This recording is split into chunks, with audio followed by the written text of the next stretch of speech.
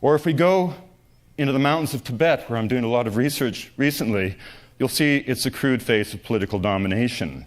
Genocide, the physical extinction of a people, is universally condemned, but ethnocide, the destruction of a people's way of life, is not only not condemned, it's universally, in many quarters, celebrated as part of a development strategy. And you cannot understand the pain of Tibet until you move through it at the ground level. I once traveled 6,000 miles from Chengdu in western China overland through southeastern Tibet to Lhasa with a young colleague, and it was only when I got to Lhasa that I understood the face behind these statistics you hear about. 6,000 sacred monuments torn apart to dust and ashes. 1.2 million people killed by the cadre during the Cultural Revolution. This young man's father had been a scribe for the Panchen Lama. That meant he was instantly killed at the time of the Chinese invasion. His uncle fled with His Holiness in the diaspora that took the people to Nepal. His mother was incarcerated for the crime of being wealthy. He was smuggled into the jail at the age of 2 to hide beneath her skirt tails because she couldn't bear to be without him. The sister who had done that brave deed was put into an education camp. One day she inadvertently stepped on an armband of Mao, and for that transgression she was given 7 years of hard labor. The pain of Tibet can be impossible to bear, but the redemptive spirit of the people is something to behold. And in the end, then, it really comes down to a choice. Do we want to live in a monochromatic world of monotony, or do we want to embrace a polychromatic world of diversity? Margaret Mead, the great anthropologist, said before she died that her greatest fear was that as we drifted toward this blandly amorphous generic worldview, not only would we see the entire range of the human imagination reduced to a more narrow modality of thought, but that we would wake from a dream one day having forgotten that there were even other possibilities.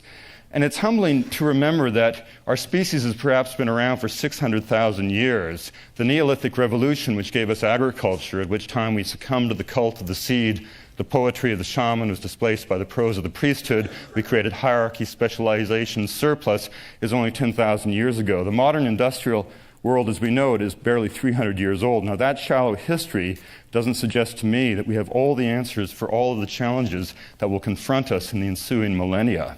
When these myriad cultures of the world are asked the meaning of being human, they respond with 10,000 different voices.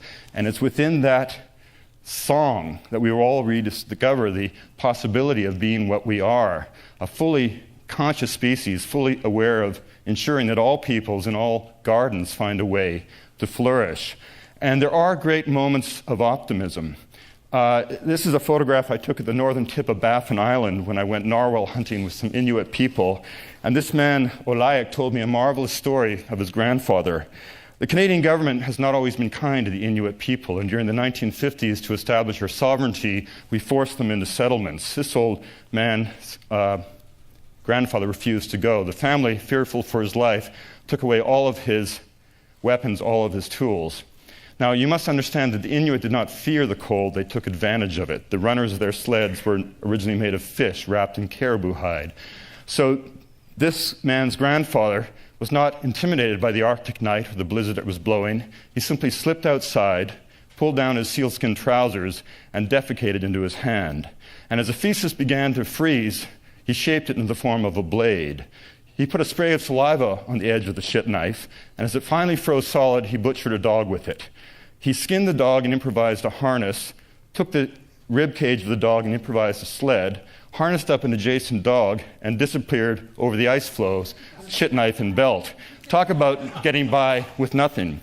And this, in many ways, is a symbol of the resilience of the Inuit people and of all indigenous people around the world. The Canadian government in April of 1999 gave back to total control of the Inuit an area of land larger than California and Texas put together. It's our new homeland. It's called Nunavut. It's an independent territory. They control all mineral resources. An amazing example of how a nation-state can seek restitution with its people. And finally, in the end, I think it's pretty obvious, at least to all of us who have traveled in these remote reaches of the planet, to realize that they're not remote at all. They're homelands of somebody. They represent branches of the human imagination that go back to the dawn of time. And for all of us, the dreams of these children, like the dreams of our own children, become part of the naked geography of hope.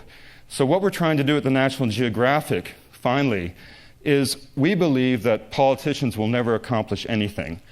We think that polemics are not persuasive, but we think that storytelling can change the world. And so we are probably the best storytelling institution in the world. We get 35 million hits on our website every month. 156 nations carry our television channel. Our magazines are read by millions. And what we're doing is a series of journeys to the ethnosphere where we're going to take our audience to places of such cultural wonder that they cannot help but come away dazzled by what they have seen, and hopefully, therefore, embrace gradually, one by one, the central revelation of anthropology, that this world deserves to exist in a diverse way, that we can find a way to live in a truly multicultural, pluralistic world where all of the wisdom of all peoples can contribute to our collective well-being. Thank you very much.